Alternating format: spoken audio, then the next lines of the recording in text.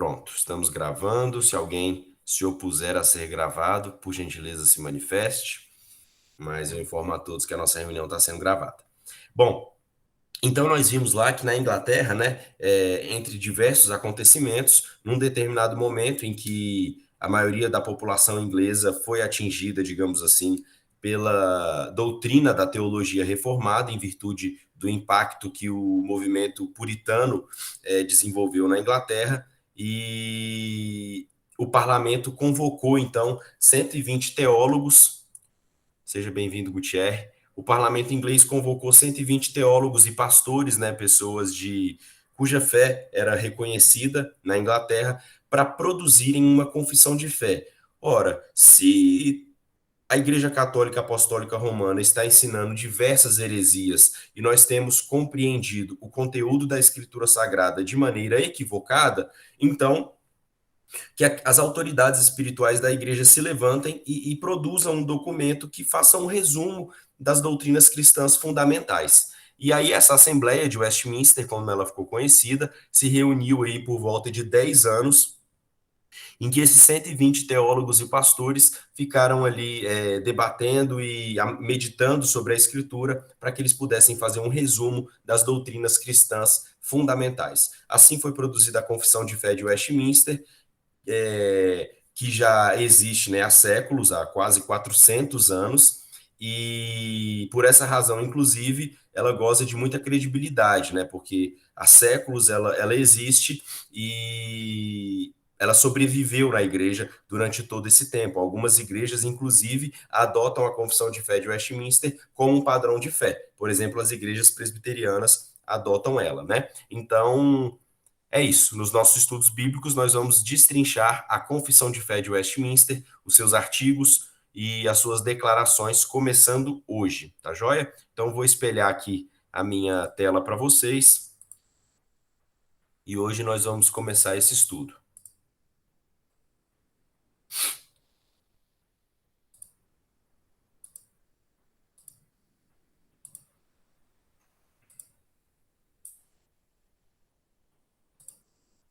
A minha tela tá espelhada para vocês, irmãos? Alguém me dá um joinha aí para eu saber.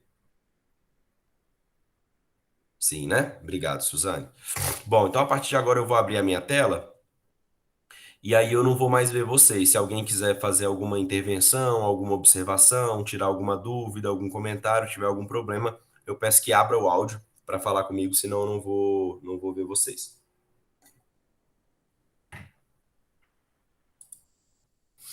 Seja bem-vindo, pai. Vamos lá. Bom, assim, eu vou abrir aqui a própria confissão de fé. Esse aqui é o meu esboço, mas eu quero abrir a própria confissão.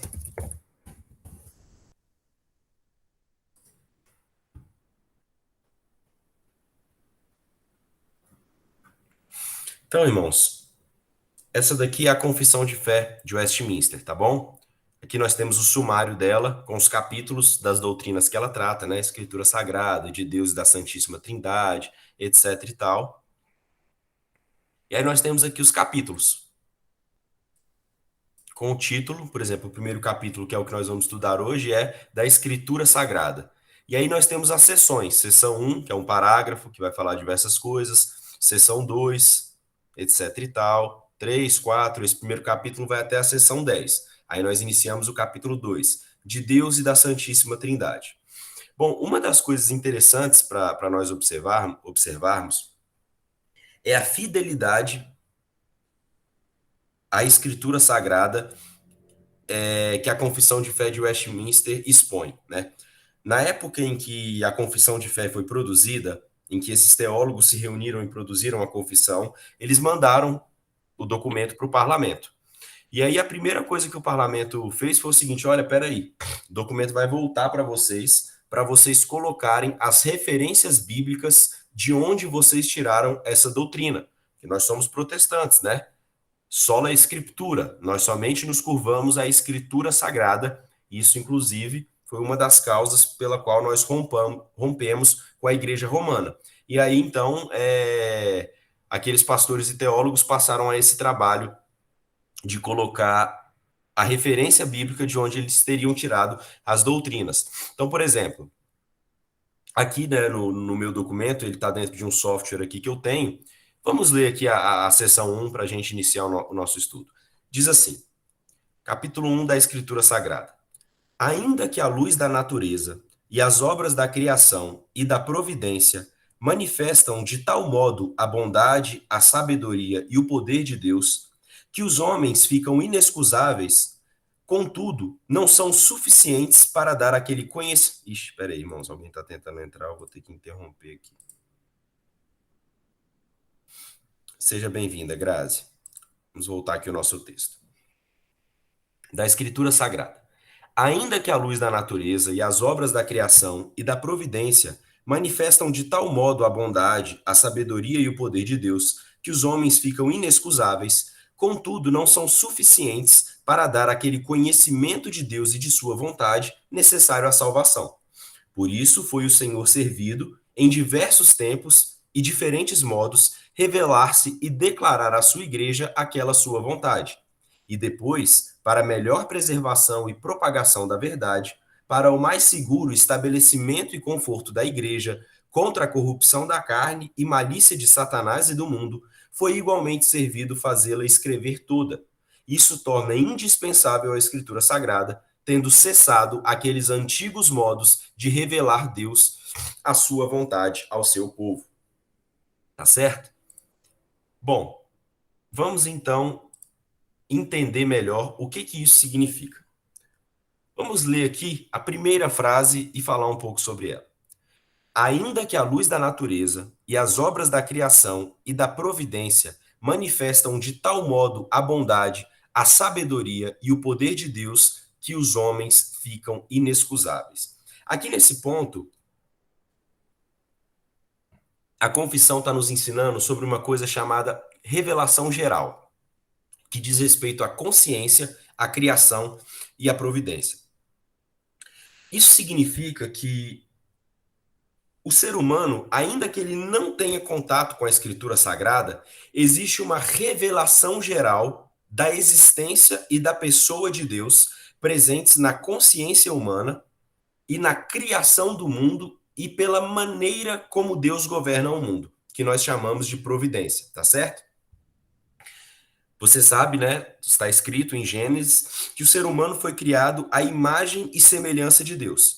Então, ainda que nós estejamos em um estado de pecado, essa imagem de Deus, ela está gravada em nós, inclusive na nossa consciência, de maneira que a nossa consciência, ela dá testemunho da existência de Deus. Mas não somente a nossa consciência, as obras da criação e da providência também.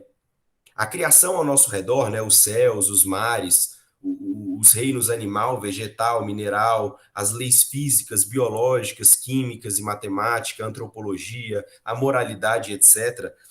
Todas essas obras da criação de Deus revelam o próprio Criador, assim como um quadro revela o artista que o pintou, né?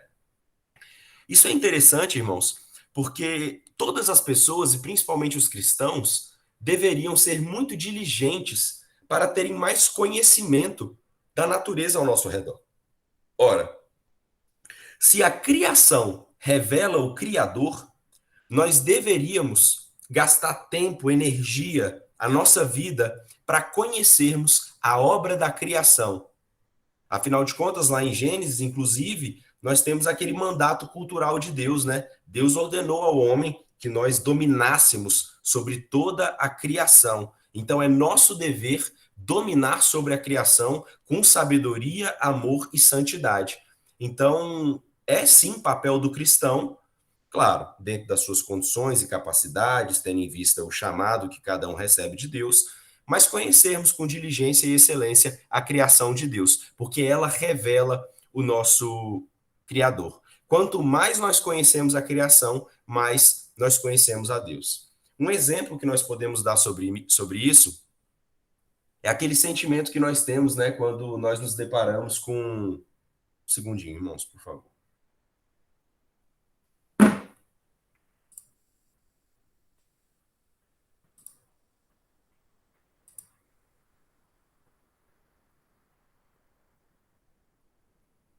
Vocês não estão me ouvindo bem?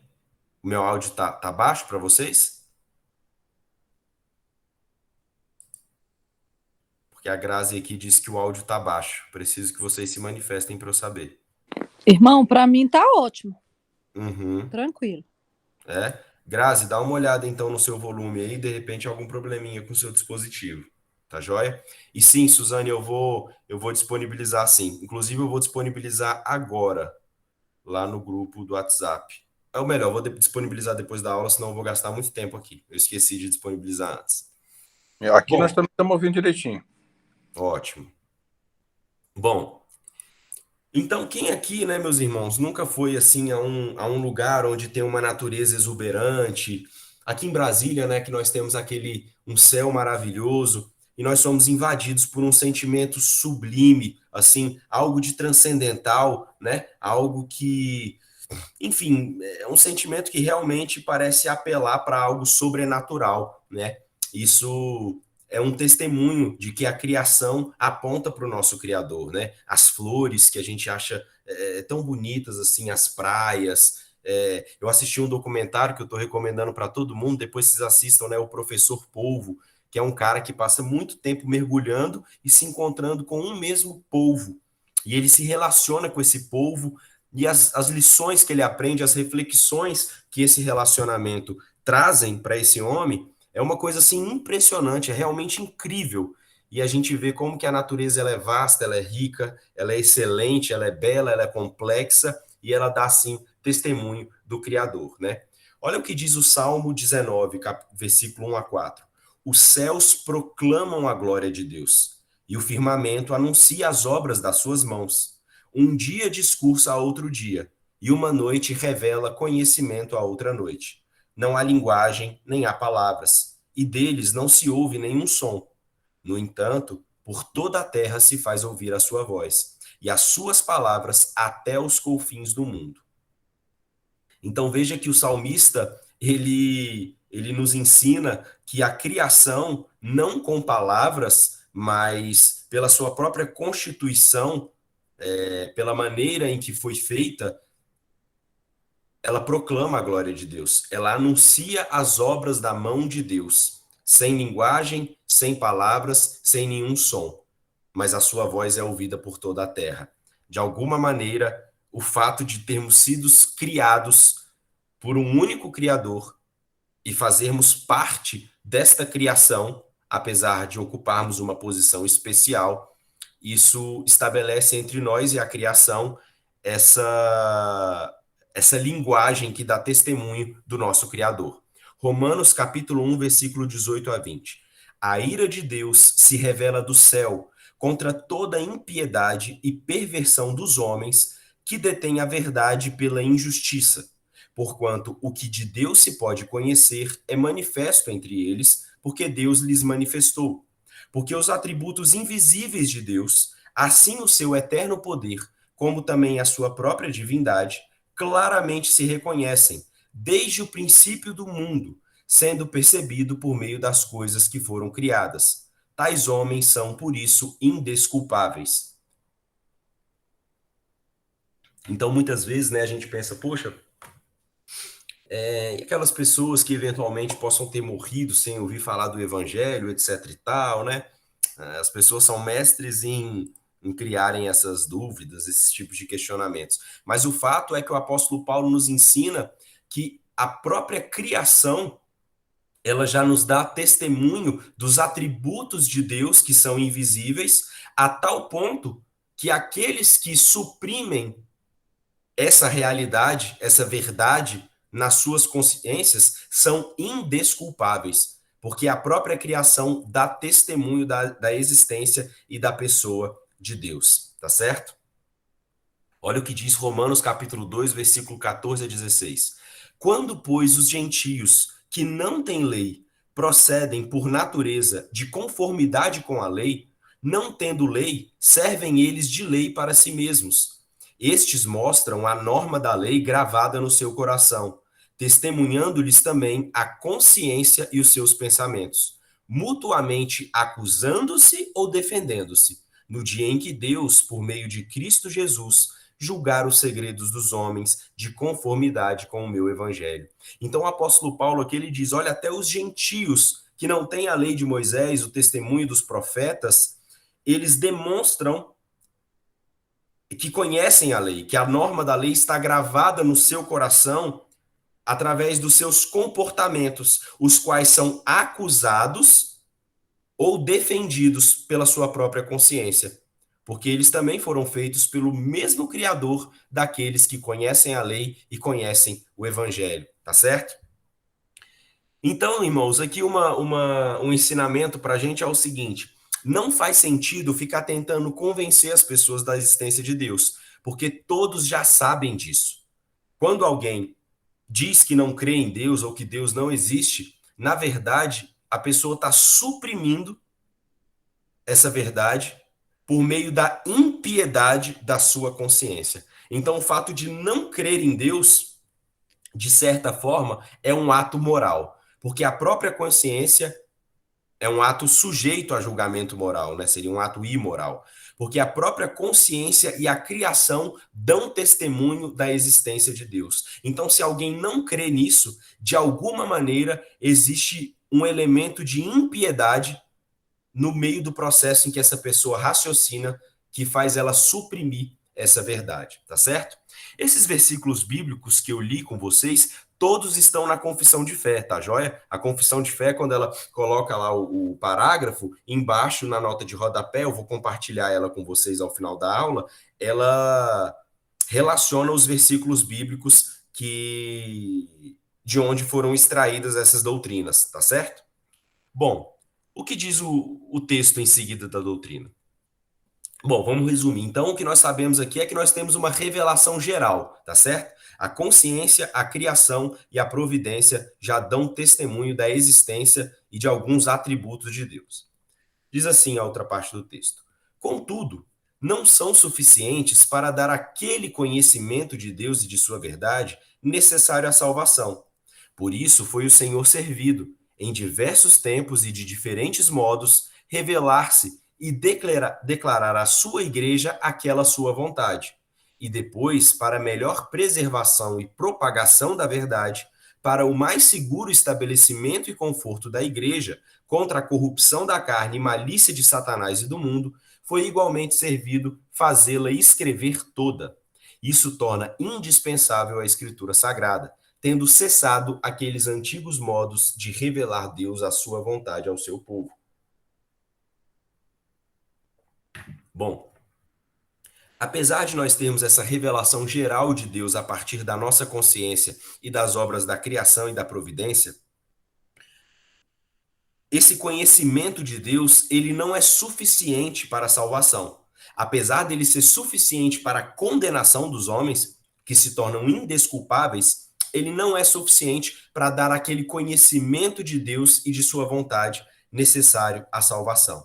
Então, o homem mais inteligente, sábio e reflexivo que seja, que dedicasse toda a sua vida a examinar a própria consciência, a criação, ele jamais encontraria a esperança de salvação do evangelho, né?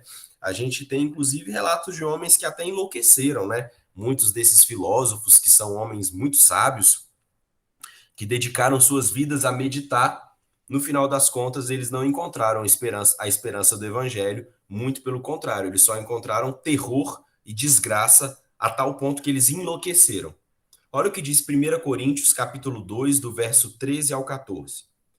Disto também falamos, não em palavras ensinadas pela sabedoria humana, mas ensinadas pelo Espírito, conferindo coisas espirituais com espirituais. Ora, o homem natural não aceita as coisas do Espírito de Deus, porque eles são loucura, e não pode entendê-las, porque elas se discernem espiritualmente. Então, as coisas espirituais, aquele ensinamento do Espírito de Deus, que o Evangelho nos traz e que é necessário à salvação, o homem natural, ele não pode compreender, porque essas coisas se discernem espiritualmente. Então, o conhecimento que o homem natural pode adquirir, que a sua própria consciência dá e que a criação oferece, ele é insuficiente para um conhecimento amplo e profundo das coisas espirituais, a ponto de ele alcançar a esperança do evangelho. Em virtude dessa insuficiência da sabedoria do homem natural para um conhecimento salvífico de Deus, né? Esse conhecimento, digamos assim, que dá salvação. O que eu quero dizer com conhecimento, né, irmãos? Alguém vai dizer, ora, Vitor, nós não somos salvos pela fé? Sim, somos salvos pela fé em alguma coisa ou em alguém, pela fé em Cristo e na obra de Cristo. Então, esse conhecimento salvífico que eu digo é esse conhecimento de quem é Cristo, da sua obra, do que ela representa. Para que alguém possa crer, ele tem que ter esse conhecimento. Quando a Bíblia fala que nós somos salvos pela graça mediante a fé, essa fé não é um fideísmo, não é uma confiança assim em qualquer coisa, não é um sentimento de positividade. Não. É alguém que foi apresentado ao Evangelho, aos fatos do Evangelho, e que depositou a sua fé, creu nesse, digamos assim, lexo de conhecimento, tá certo? Então, em virtude dessa insuficiência da sabedoria do homem natural para um conhecimento salvífico de Deus, o Senhor achou por bem se revelar. Hebreus capítulo 1, versículo 1 e 2. Havendo Deus outrora falado muitas vezes e de muitas maneiras aos pais pelos profetas, nestes últimos dias nos falou pelo Filho, a quem constituiu herdeiro de todas as coisas, pelo qual também fez o universo. Bom, o que o autor de Hebreus ele está dizendo aqui quando Deus em diferentes tempos? Em diferentes tempos é no Antigo e no Novo Testamento, né? Nos episódios que aconteceram com Abraão, com Moisés, com José, com Jacó, com Davi, com Samuel, com Isaías, com Ezequiel, né? Em diferentes tempos, com os apóstolos, com Cristo, não é verdade? Esses acontecimentos se deram ao longo de centenas, né? Na verdade, de alguns milênios. Então, Deus ele foi se revelando ao longo do tempo. E o que o autor de Hebreus está dizendo assim, muitas vezes e de muitas maneiras? É porque Deus se revelou de muitas maneiras mesmo. Abraão, por exemplo, teve um determinado momento que Deus mandou Abraão cortar animais em duas partes, colocar as duas metades como num corredor, e Deus passou por ali como uma chama de fogo. Né? A Moisés, Deus falou na sarça ardente, depois diante do povo no Monte Sinai, com fumaça, trovões e fogo. Depois Deus escreveu com a própria mão as tábuas da lei. A Samuel, Deus falou audivelmente. A Cristo, o Espírito Santo desceu em forma de pombo. Então foram de diferentes modos, né? Eu escrevi aqui sonhos, visões, anjos, teofanias. Deus se revelou em diferentes tempos, por diferentes modos e através de diferentes homens. Deus promoveu a sua autorrevelação à humanidade.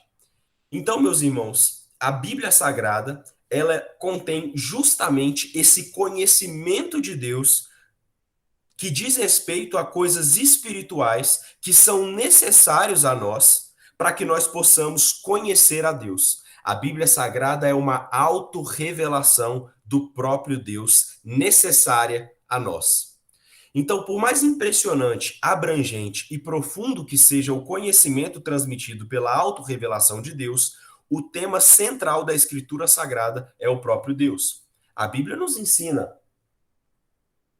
sim, sobre finanças, ela nos ensina, sim, sobre relacionamentos, ela nos dá alguns conhecimentos históricos, geográficos, ela nos ensina sobre liderança, sobre várias coisas, mas todas essas coisas têm como propósito e finalidade, no final das contas, revelar Deus. Então, qualquer abordagem da palavra de Deus e do evangelho que não tenha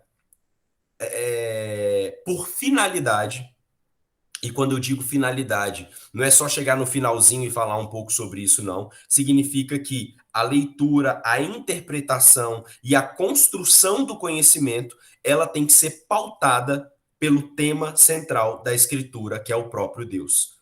Isso não pode ser desequilibrado. Qualquer desequilíbrio nisso, qualquer utilização da Escritura para um propósito diferente, medindo o conhecimento por uma régua diferente, que não seja o conhecimento do próprio Deus, vai resultar em pecado, em iniquidade, em confusão. Tá joia? Então isso é muito importante a gente ter em mente. É comum que homens enganados ou enganadores deturpem o significado da mensagem bíblica, fazendo uma leitura do texto sagrado que desconsidere a sua finalidade, revelar a Deus. Então, né, não faltam exemplos no passado, no presente, e tenho certeza que não faltarão exemplos no futuro de homens enganados, que estão enganados mesmo, eles muitas vezes não têm dolo na sua abordagem da Bíblia, e outros enganadores. Eles conhecem o texto, eles sabem o que está escrito, mas eles manipulam o texto para que a escritura sagrada possa ser instrumento de para eles alcançarem os desejos particulares deles e não revelar a Deus, tá certo? Então, tá aqui um excelente sintoma de uma pregação antibíblica.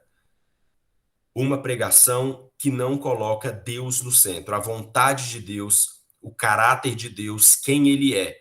De alguma maneira, é claro, né, irmãos? O objetivo dessa aula não é que a gente se torne juízes sem misericórdia e que saia apontando o dedo aí para todo mundo que está falando da palavra, até porque senão daqui a pouco, até o final da aula, vocês estão fazendo isso comigo mesmo aqui, mas que a gente tenha um mínimo de prudência quando formos analisar uma abordagem da Escritura Sagrada.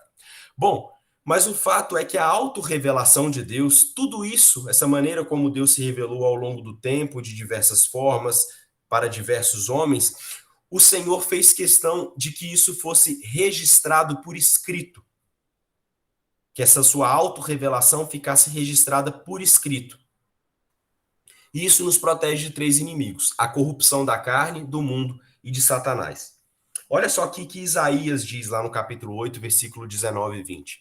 Quando vos disserem, consultai os necromantes e os adivinhos, que chilreiam e murmuram, acaso não consultará o povo ao seu Deus? A favor dos vivos se consultarão os mortos? À lei e ao testemunho, se eles não falarem desta maneira, jamais verão a alva. Quando Isaías diz aqui no verso 20 a lei, ele está se referindo à lei de Moisés. E ao testemunho é ao testemunho dos profetas. Ou seja, é a todo o cânon do Antigo Testamento. Então havia ali, né, em Israel, quem quisesse buscar orientação por meio de necromantes, feiticeiros e adivinhos. E aí o profeta Isaías diz o seguinte: a favor dos vivos se consultarão aos mortos? E ele responde: não, nós consultaremos a lei e ao testemunho, o qual está registrado por escrito, para o conforto e segurança da igreja. É porque está escrito que nós podemos consultar. E aí ele diz: se eles não falarem desta maneira, jamais verão a alva. É porque está escrito que nós podemos, como o apóstolo Paulo diz aqui, ó, em 1 Coríntios,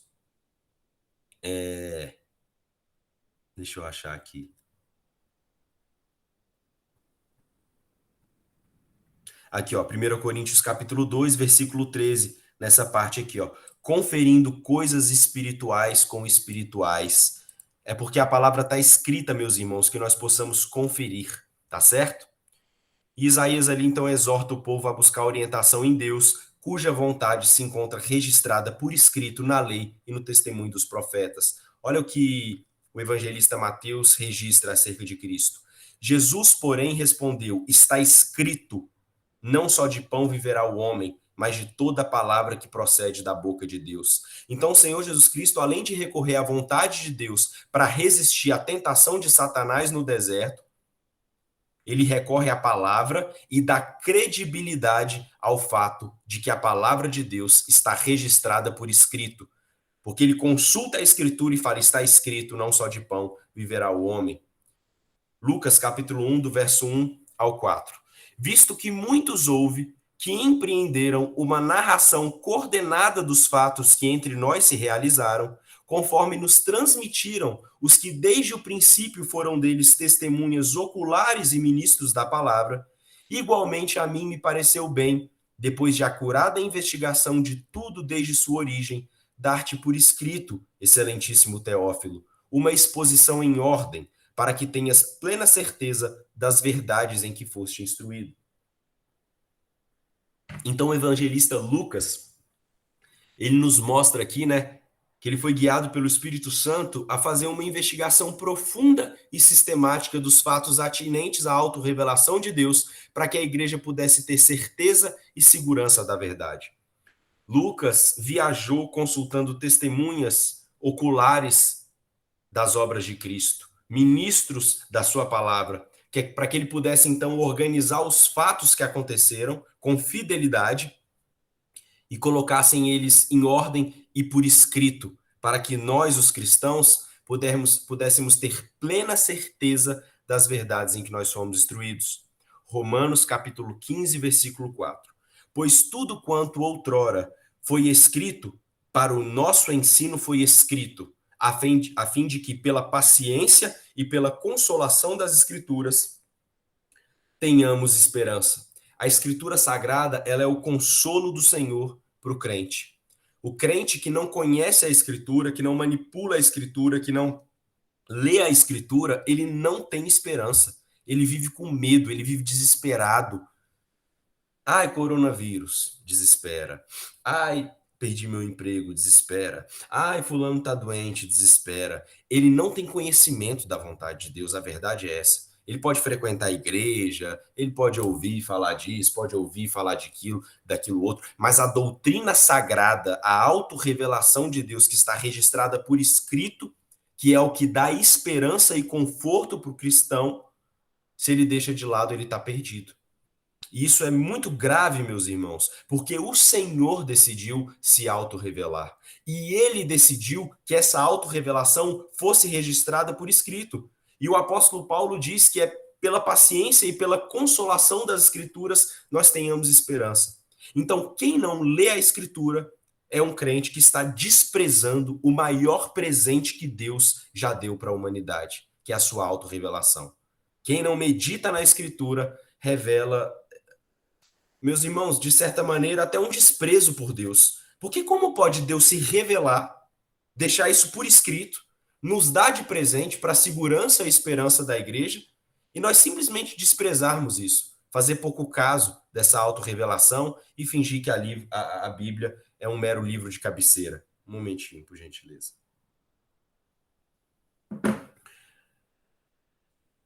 A conclusão disso tudo, meus irmãos, é que ainda que a consciência humana dê testemunho da existência de Deus, ela não é suficiente para dar aquilo que podemos denominar conhecimento salvífico.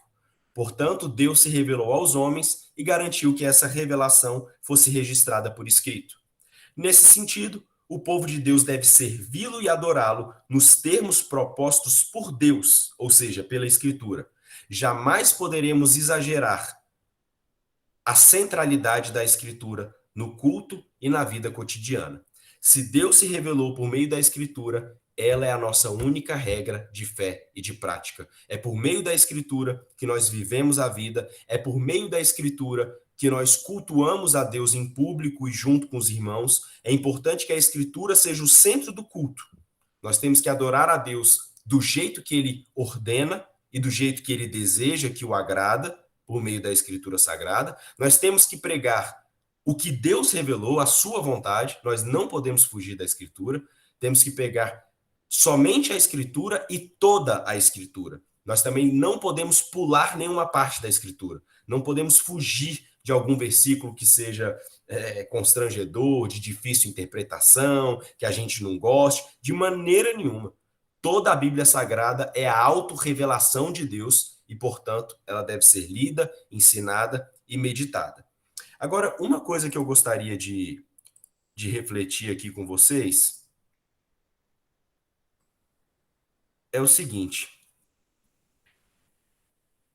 Alguém poderia dizer assim, Vitor, mas essa confissão de fé, na verdade, ela não atenta contra o princípio sola escritura, ou seja, somente a Escritura Sagrada? O que é uma confissão de fé, meus irmãos? A confissão de fé, na verdade, né, quem assistiu às aulas anteriores talvez já consiga entender isso melhor, nada mais é do que uma construção sistemática daquilo que a Bíblia ensina. É um resumo do que a Bíblia ensina. Mas alguém vai dizer, Vitor, mas eu não preciso de uma confissão de fé. Eu tenho a Bíblia Sagrada. Mas nós já estudamos que a Bíblia deve ser interpretada, Quem lembra o texto que nós lemos lá em Êxodo, quando Deus ordena ao seu povo a celebrar a Páscoa, e Deus ordena que o povo celebre a Páscoa juntamente às gerações subsequentes, e quando os filhos mais novos perguntarem o que é isto, os mais velhos deveriam então fazer a conexão entre aquela cerimônia e os eventos que Deus fez no Egito, por meio dos quais ele salvou o seu povo, dando ali o significado de quem é Deus, que Deus é um Deus gracioso, que ele é todo-poderoso, que ele julgou os deuses egípcios, tá certo? Então, o significado teológico da Escritura seria assim transmitido geração após geração. Então, meus irmãos, a confissão de fé, é importante ficar claro, ela de maneira nenhuma tem a mesma autoridade da Bíblia Sagrada, a mesma autoridade da Escritura. Jamais. É a Escritura Sagrada em primeiro lugar e a confissão de fé debaixo dela, na medida em que ela é obediente à Escritura. Né? Nós vimos aqui as referências bíblicas que estão em harmonia com o que foi ensinado. E, na verdade, não é sem querer que a primeira doutrina ensinada pela confissão de fé seja a doutrina da Escritura Sagrada. A primeira coisa que a confissão de fé faz é cair de joelhos ante a Escritura Sagrada, reconhecendo a sua supremacia e a sua autoridade. Tá certo?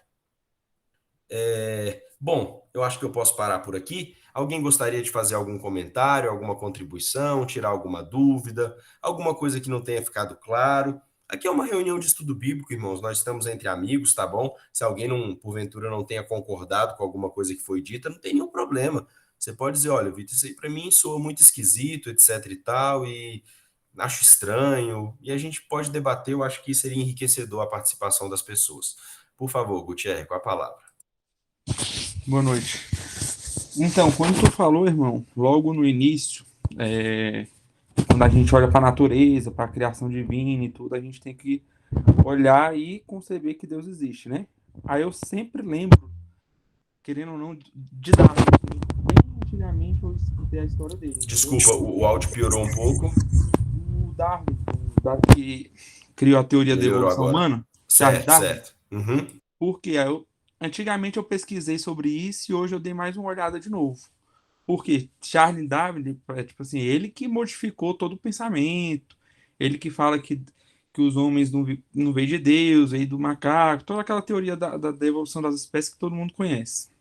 E só uma curiosidade, que ele, inclusive, isso tem no Wikipedia falando tudo isso em vários outros sites, né?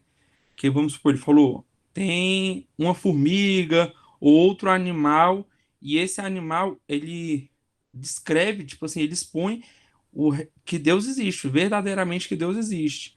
Aí logo depois, por um momento que no próprio Wikipedia, outros sites falam que ele foi enfraquecendo na fé, porque ele frequentava a igreja com a família dele, tudo certinho. Só que em um certo momento a filha dele faleceu, a tal de Anne, e ele parou de frequentar a igreja e realmente desviou completamente.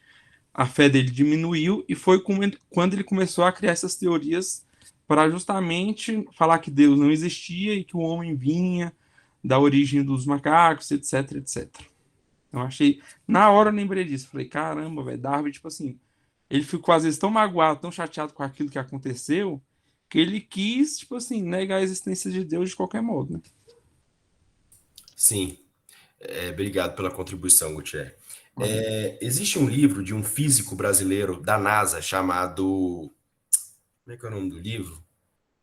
É do Adalto Lourenço. Depois vocês pesquisem no YouTube, ele tem um canal no YouTube falando sobre diversas questões científicas sob uma ótica cristã. É um homem gabaritado, irmãos, de qualidade científica, etc e tal, e que ele aborda tudo isso, né? Hoje em dia as pessoas consideram a teoria da evolução, que é uma teoria, como que um fato consumado e que não pode ser questionado. Mas, com certeza, irmão, eu não conheço a história de Darwin, né, de Charles Darwin, mas com certeza ele fez uma leitura do mundo sob uma ótica antibíblica e anticristã, chegando a essa conclusão equivocada. E aí vocês lembram no início, como eu disse, que é importante que a gente conheça a criação, que os cristãos conheçam a criação, que a gente, né, tenha pessoas em nosso meio que estudem, que sejam estudiosos, para que possam contrapor inclusive visões equivocadas como a de Charles Darwin, certo? Mas é isso aí. Obrigado, Gutierrez. Pois não, Suzane, com a palavra. Só para tirar uma dúvida, é que você falou que a escritura foi a primeira providência, né? Assim, da confissão de fé, né? Fazer com que ela realmente seja o fundamento. Na verdade, essa que é a minha dúvida. Esse princípio da escritura foi basicamente o fundamento da teologia reformada? Ela foi, por ser a primeira, ela pode ser considerada o fundamento também da teologia reformada? Então, a teologia reformada é difícil a gente dizer assim exatamente o que é o fundamento, né? Porque as coisas estão conectadas umas com as outras. Mas com certeza o reconhecimento de que a Escritura Sagrada é a maior autoridade em matéria de fé e prática para o cristão, isso sim pode ser colocado como um fundamento da teologia reformada, né? Porque quando Martinho Lutero, a gente viu aqui na aula passada, que, digamos assim, o que deu o start na reforma protestante, pelo menos no que diz respeito a Martinho Lutero, foi aquele versículo de Romanos capítulo 1, versículo 17, que diz assim, que a justiça de Deus se revela no evangelho, como está escrito, o justo viverá pela fé. Que a princípio Martinho Lutero interpretava que essa justiça que é revelada no evangelho é o julgamento divino acerca dos pecados humanos. Mas depois, iluminado pelo Espírito Santo, ele compreendeu que essa justiça, na verdade, é a imputação da justiça de Cristo que o crente recebe por meio da fé. E aí, os antirreformadores, né, os católicos romanos, eles quiseram combater a tese de Lutero com outros argumentos, inclusive por meio da tradição da igreja, porque a Igreja Católica Apostólica Romana, um dos pilares da igreja é a tradição, né? E aí Martinho Lutero diz que uma doutrina bíblica ela não pode se submeter à tradição de homens, na verdade é a tradição humana que tem que se submeter à doutrina bíblica. Então, sim, o reconhecimento da supremacia da Escritura e a doutrina da Escritura Sagrada é um fundamento da teologia reformada. Talvez seja o principal fundamento, Suzane. Aí a gente vai falar, não sei se você vai falar nas outras aulas, é porque eu assisti as outras que você mandou lá no grupo, e aí eu lembrei daquelas 5 solas, eu não sei se vai ser abordado também, como... Porque eu não lembro de todas também, assim. Aí eu só anotei.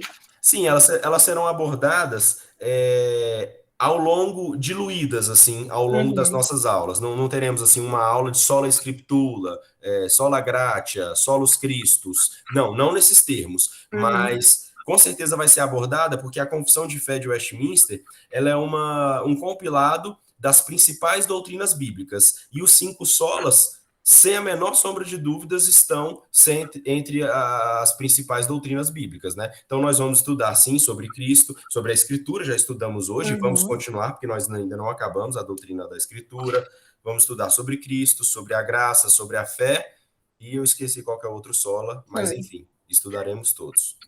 Obrigada. De nada, eu que agradeço. Mais alguém? Giovana? Acho que a Giovana quer falar alguma coisa. Gutierrez, o que você acha? Sempre. Ela sempre quer falar alguma coisa. Bora, Giovana. Sempre tem uma contribuição a dar. Não, irmão? Ninguém mais quer dizer nada? Nenhuma pergunta? Nesse caso, então, eu vou finalizar e vou pedir para o Gutierrez orar aí finalizando para a gente. Deixa eu só interromper a gravação aqui. E aí a gente finaliza a nossa aula.